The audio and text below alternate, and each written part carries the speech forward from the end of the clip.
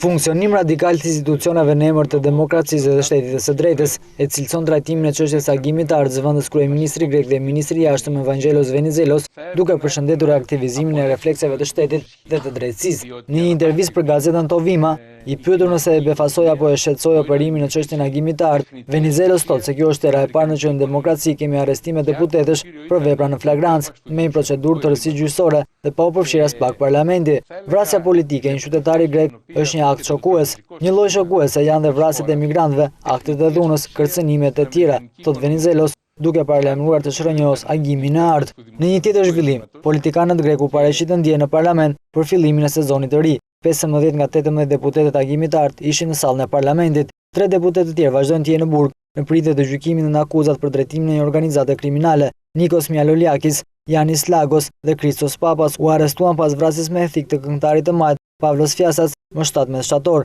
Ata janë deputetët e parë që burgosen që për rënien së diktaturës ushtarake në 1974.